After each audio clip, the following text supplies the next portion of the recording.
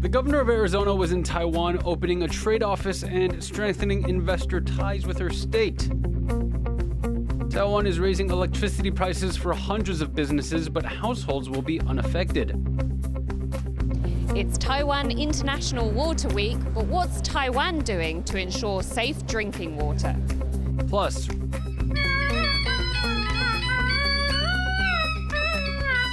rising stars of various opera genres come together to promote traditional performing arts.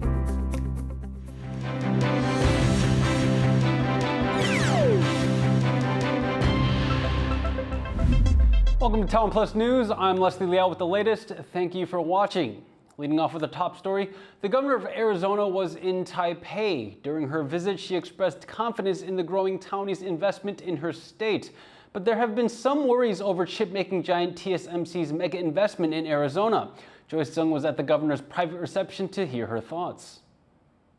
The leader of the U.S. state of Arizona is here in Taipei.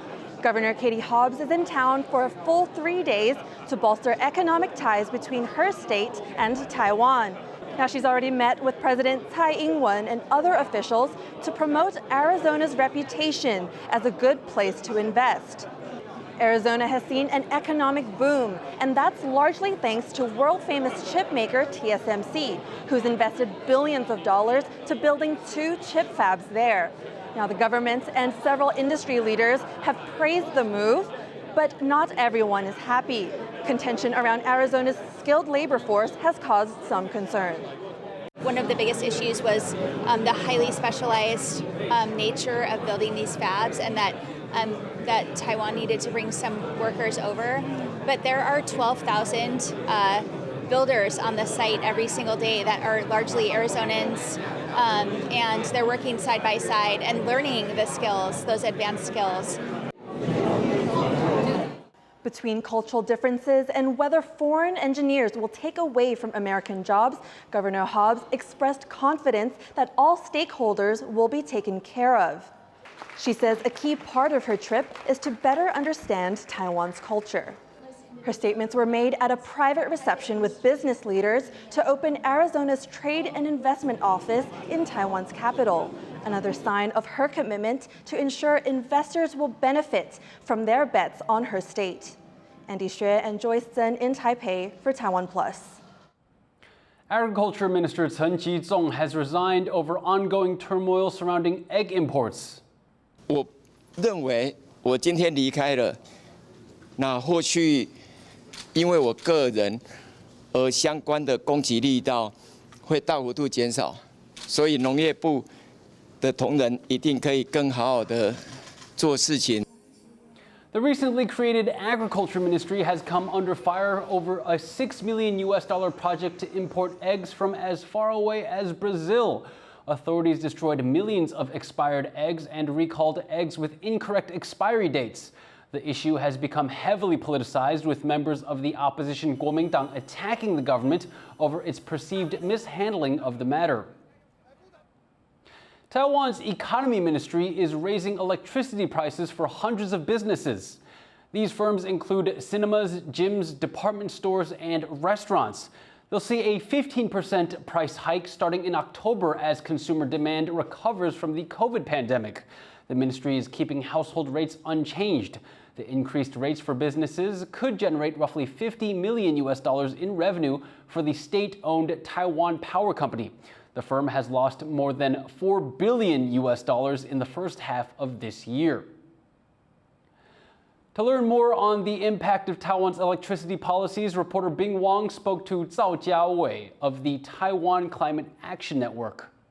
What did you think of the Economy Ministry freezing electricity prices for households and increasing prices for businesses? We still have this kind of subsidy situation we still see.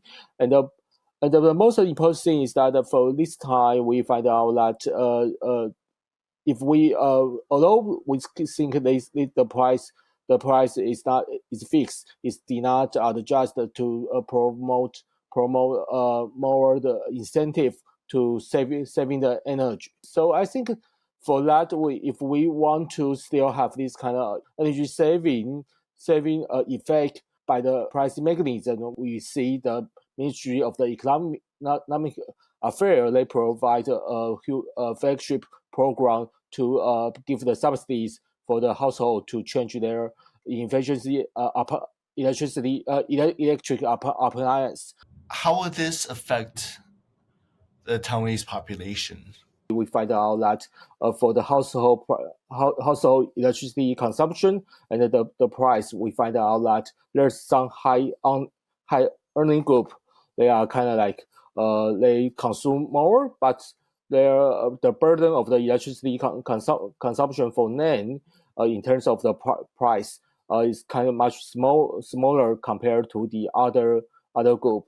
And if we did not adjust the electricity price for that part of the user, is kind of like a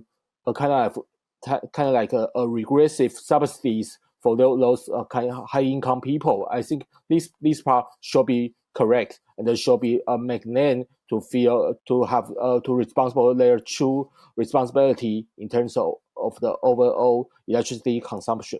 And how does Taiwan's electricity compare to other countries in the world? So if we look into the IEA's comparison, we find out that we have for our household electricity, maybe we are around the fifth or the sixth lowest compared to the other countries, and even for the industry electricity price, that will be around the four lowest compared to the other country. And the most important thing is that if we look into the household, according to the statistic provided by the Bureau of the Energy, actually the electricity price that paid by the household last year is getting lower compared to the 2021, which is kind of like the unique situation, because last year every country there was kind of like facing this energy crisis, and they pay a huge amount. That was environmental expert Zhao Jiawei speaking to TaiwanPlus reporter Bing Wang. Every drop matters, but in Taiwan, it's especially crucial. The country has been through flooding and droughts, and safe water treatment and storage is becoming a vital topic. Sally Jensen was at an event in Taipei to learn more about how Taiwan and other countries are tackling this issue. It's Taiwan International Water Week, and this expo in Taipei is showcasing everything water. Smart water meters, water treatment technology, and water resource management. Businesses and organizations from around the world have come to share what they're doing to ensure safe, clean drinking water. And Taiwan is also showing off its efforts in this area. But most people are still not comfortable drinking tap water here, and the Water Resources Agency is trying to change that. Is Taiwan's tap water, is it safe to drink? Sure. The quality of the Taiwan tap water is quite wonderful, but every individual they like to taste a different kind of smell of the water. Taiwan is one of the world's rainiest countries, but often experiences water shortages and droughts. What's more, it has one of the world's highest per-person water consumption rates. We also think about the quantity of the water is quite crucial for our society because we know the climate change and make everything go be different compared to before. According to UNICEF, half the world's population could face water scarcity by as early as 2025. And with Taiwan's aging buildings, added to a lack of public trust in clean tap water, safe facilities for water storage and treatment will be essential. Howard Zhang and Sally Jensen in Taipei for TaiwanPlus. Officials are optimistic that Taiwan's dengue fever outbreak will soon subside. Case numbers have broken 8,000, with most reported in the southern city of Tainan. The city is working to contain the mosquito-borne illness by spraying for the insects and clearing stagnant water where mosquitoes lay eggs. Based on past outbreaks, doctors warn of a surge in cases in the coming weeks, But case numbers in Tainan are down from last week. Officials say if new cases in the city stay under 1,000, then that proves the anti-dengue measures are effective. An art center in Taiwan is bringing together 14 young performers from 4 different opera genres. It hopes that by putting them on the same stage, audiences can see this art form expand and evolve as it melds different types of storytelling. Yu Jinghuang has more.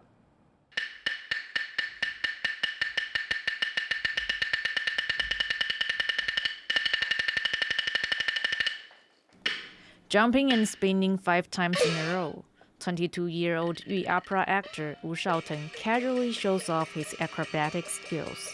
He's just one of the 14 young performers who will be taken to the same stage under a new initiative by the National Center for Traditional Arts. The program, which launches in October, brings together actors from 4 different genres of traditional opera: Taiwanese, Beijing, Yu, and Hakka.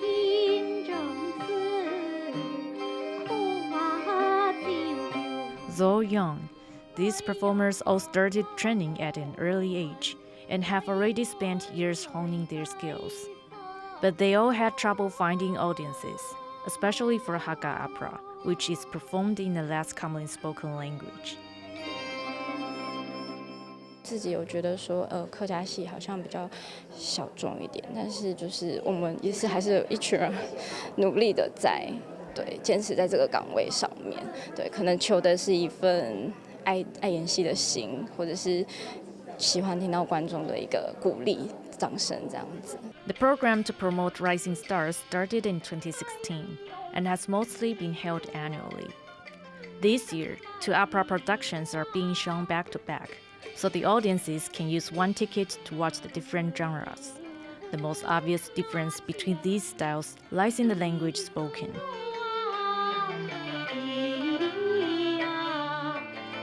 Taiwanese opera is sung in Taiwanese Hokkien, the second most spoken language in the country. Its plays are generally from folk tales and easily understood by the masses. It was once the most popular form of entertainment in Taiwan's early agricultural society. Beijing opera, which originated from China's capital, is performed in Mandarin.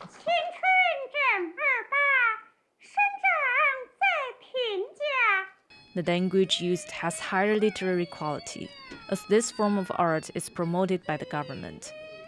By placing them together, the organizers hope to expand the audiences for both traditional forms of art. 因为我们的演出是希望说，不同的戏曲的观众都能够去看到其他剧种的长处，而不是说可能我本来是唐团的死忠铁粉，但是我今天来也许看到了京剧，也许看到了豫剧，看到了客家戏，我发现其他剧种也有它精彩迷人的地方。我们发现观众的年龄层有降低，对我觉得这是好事，就是不止我们在培育青秀青年人的这一块上面，我觉得培养观众也很重要。 Taiwanese opera and other genres inherited from Chinese immigrants used to be overshadowed by politics. But as Taiwan has become more democratic and diverse, the art's origins are no longer as important. And now, the next generation of opera performers is working to preserve the different styles for audiences now and in the future. Patrick Chen and Yu Jinghuang for TaiwanPlus. Coming up, a peek at the treasures hidden in Taiwan's National Museum of Natural Sciences vaults. Stay tuned.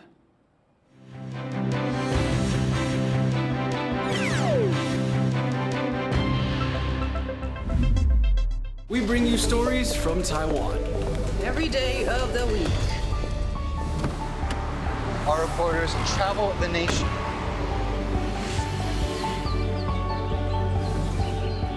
Exploring the issues that matter to you. News from here in Taiwan and around the world. What's Up Taiwan? Weekdays on TaiwanPlus.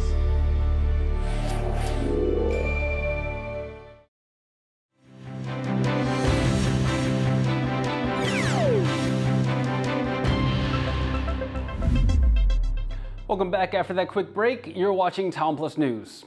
The United Nations has opened its General Assembly in New York.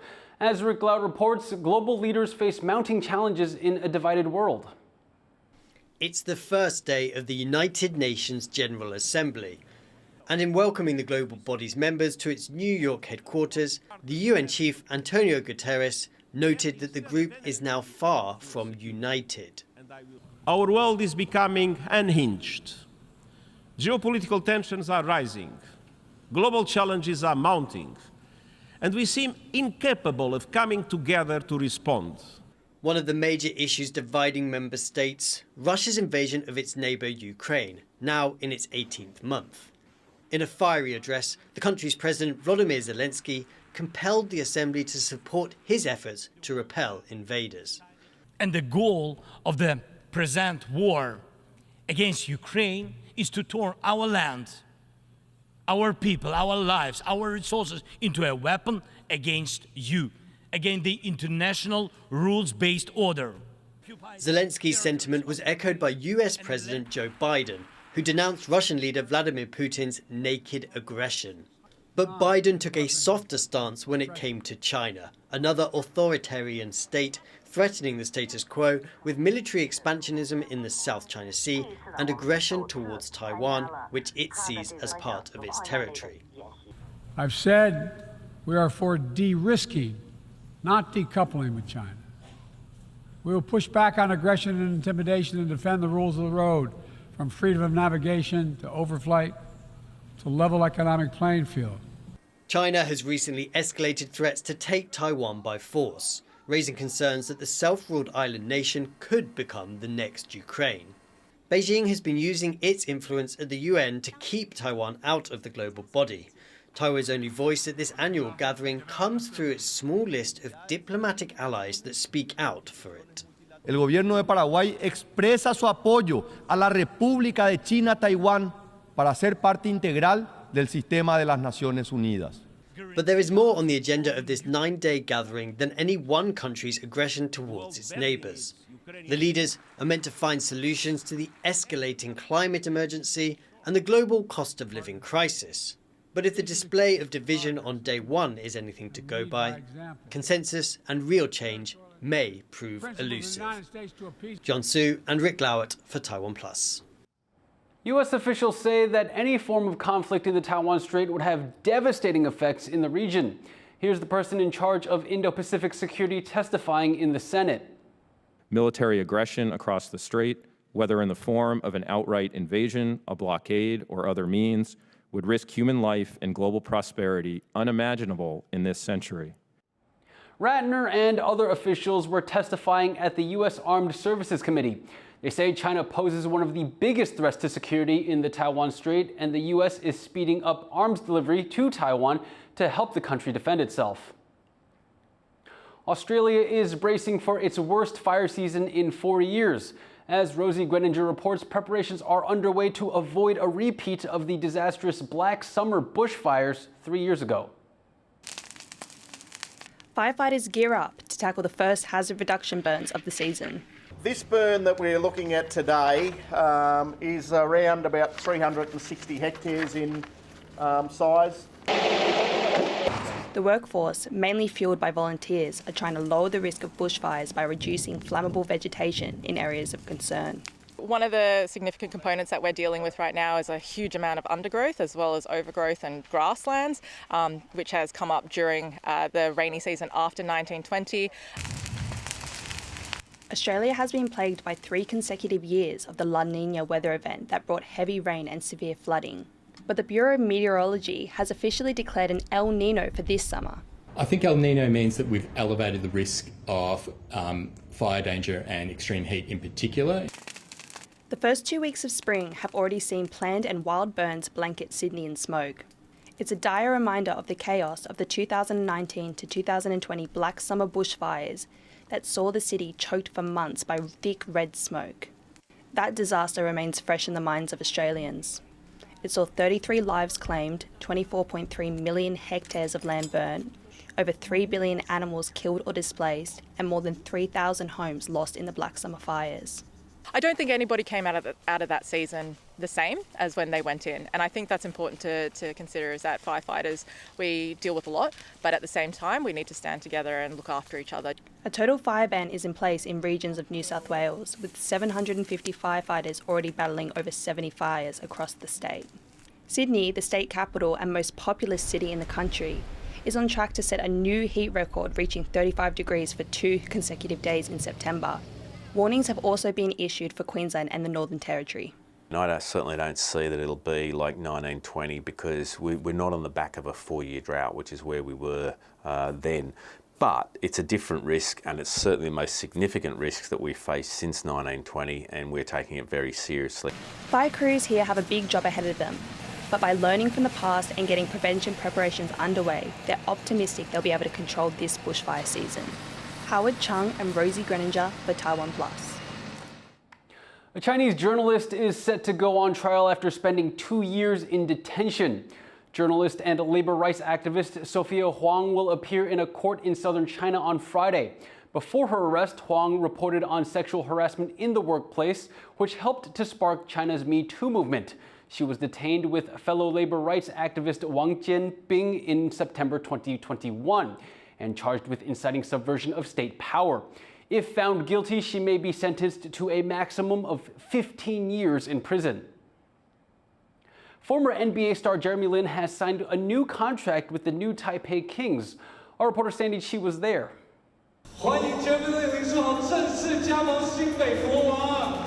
It's official.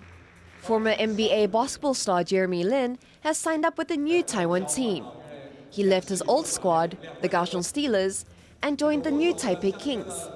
He switched just for one reason, so he could play alongside his younger brother, Joseph.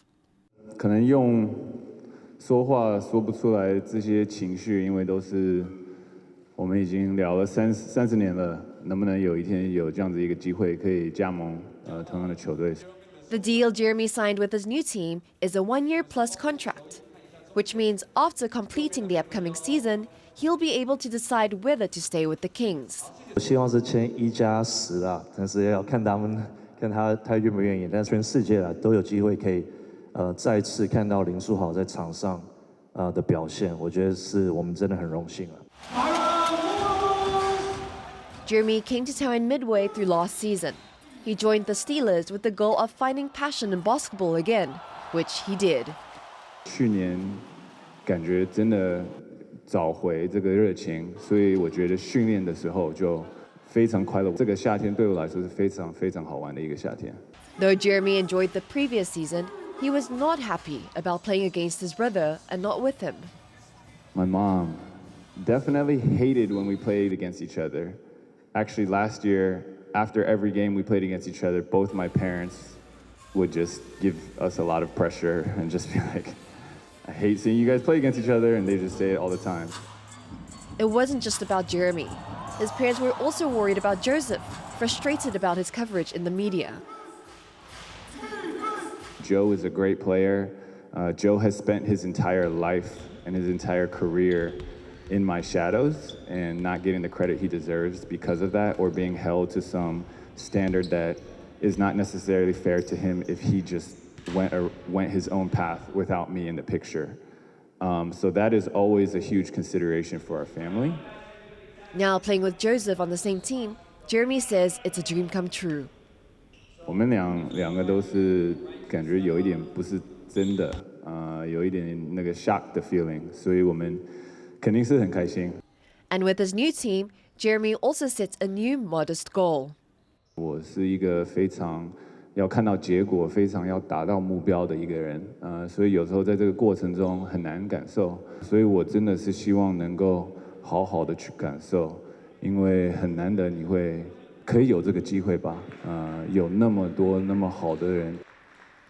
With fresh passion and his brother at his side, Taiwan could soon see a new wave of Linsanity. Alex Shin and Sandy Chi for TaiwanPlus. The National Museum of Natural Science is exhibiting some of its most treasured fossils, but what's on display is just a tiny part of its collection. John Van Trieste takes a look inside the museum's vaults. Here at the National Museum of Natural Science in Taichung, you don't have to look far to find ancient fossils.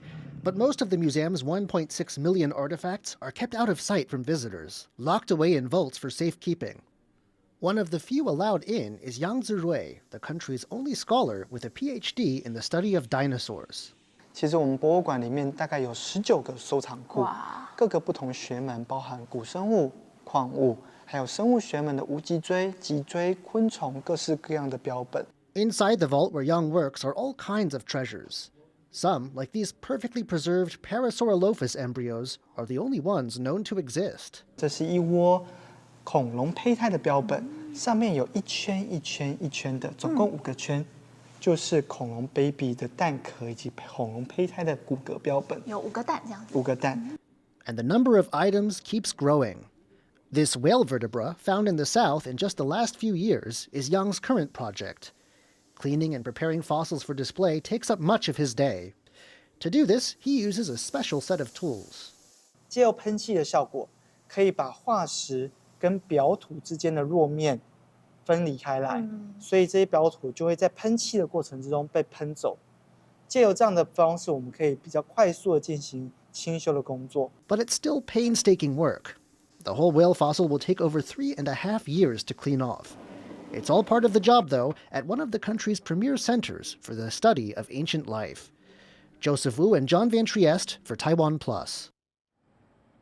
And thank you for watching TaiwanPlus News. If you'd like more stories from us, be sure to check out TaiwanPlus's website or social media. Now, before we leave you, enjoy some footage of Serbian performance artist Marina Abramovic's solo exhibition.